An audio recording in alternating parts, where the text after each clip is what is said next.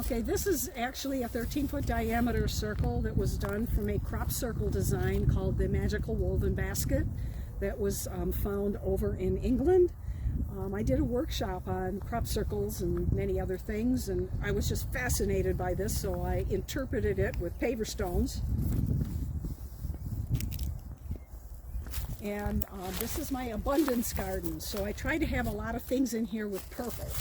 So I've got some of the little grape hyacinths, little purple grape hyacinths. I've got violets in here, different things. And I will be raising all of this up this year. I want to make it like kind of like a little raised bed.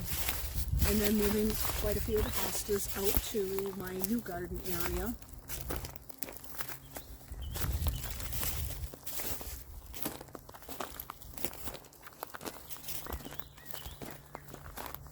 And this is one of my favorite hostas here. This actually, the centers will turn green later on. And this one's called Whirlwind. And they'll get little stripes in the light green part. But it's really pretty, and I've got it in several areas of the yard. I do like those as well. And this is my new garden area, so it still needs a lot of work. But this is where I started moving some of my hostas to. And this is my sweet tooth garden. And it's like Hosta fruit punch, Hosta pineapple punch, Hosta cherry flip, raspberry sorbet, blueberry tart, so it's I love the fun names they gave them. I already found my favorite. Ice cream. Ice cream. That's my favorite one. I don't see it yet, but I love that one. There it is right there. Oh, that one. Okay. Yes, that's my favorite. And then I moved my squiggly hostas over here. These are the ones that have squiggly edges, like this one. And that's Hosta dragon tails. And there's another one that's got squiggly edges. That's hacksaw. So we have 3 gardens left out of the 9. This is my healing garden, and I call it that because I wanted to do something where it attracted birds, grow bushes that get berries on them and things like that. I have this big, tall grass that grows here, and this is the zebra grass. That not that one there. That's the Veronica, and it's got little purple flowers, and the zebra grass is in the back. They got hit by the frost, so they'll just have to recover. They'll get bigger. And then I've got different chives. I've got garlic chives and onion chives in the back. At one time, I actually was doing container gardening with vegetables in here.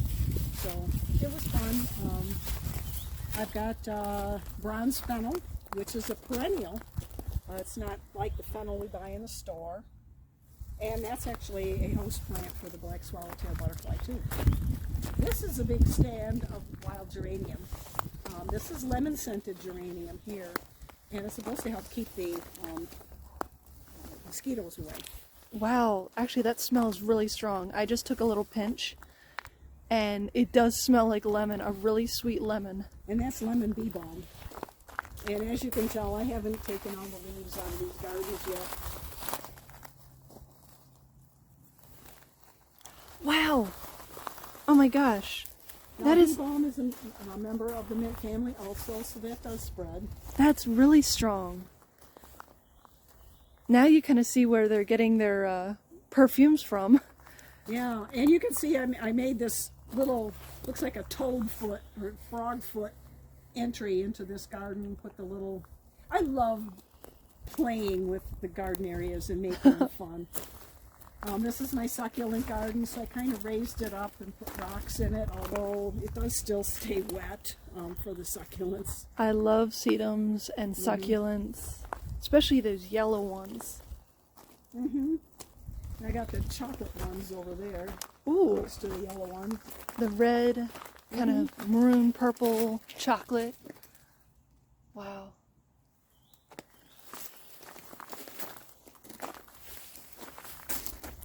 This is my rainbow garden. So if you're starting from this edge, it's like greenish white to yellow to orange to red to pink to purple to blue. Trying to get plants that have just those colors in them in just the right spots to make it look like a rainbow and have them blooming at different times of year. It's been a challenge, but it's been fun. I do have tulips that represent the different colors in here that are coming out now, but there's not enough of them to really show the different colors. Such a fun variety of flowers and plants. There's my clematis. I noticed that it's growing on the ground. I need to train it back up on the arbor.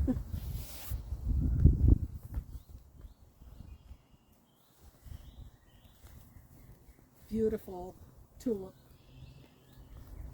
And that is the Jacob's ladder. That's the wild Jacob's ladder.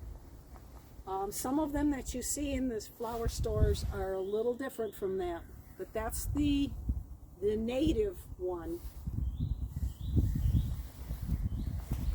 And of course I've got a little bit of everything in here because these were one of those gardens that I did that with. I love it all. So pretty. And Now I think this is my transformation garden, and I call it that because this used to be my vegetable garden, and then it got too shady with the maples, so we couldn't grow vegetables, so I transformed it to a flower garden. I have the coral bells here, but coral bells really don't do too well under maple trees. So I may be trying to find them a new home this year and just plant something else in here instead. This is a flowering almond. This is my mother planted this in about 1972 when she moved into her house down the street. And when she sold the house, I took a piece, and then this year I just gave a piece to my sister. So we all have kind of a little piece of mom with us. Aww. And then that's the Meyer lilac back here. It's actually getting little lilacs the flowers are starting. And I had just gotten this from my mom and planted it in her yard about a year before she decided to move. So I took it with me when she sold her house. I love lilacs. They smell so nice. And I like that one because it stays small compared to others.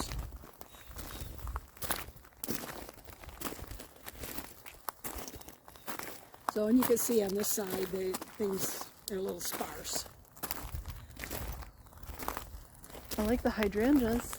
Yeah, and this is Veronica Shamadris, or Germander Speedwell. They're actually flowering right now. Very distinctive little flowers.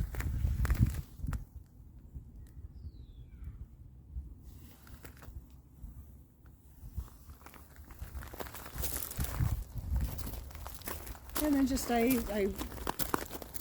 put some of my, I raised this up already, put some extra soil in here, and move some of my hostas up here because it is a little sunnier up here.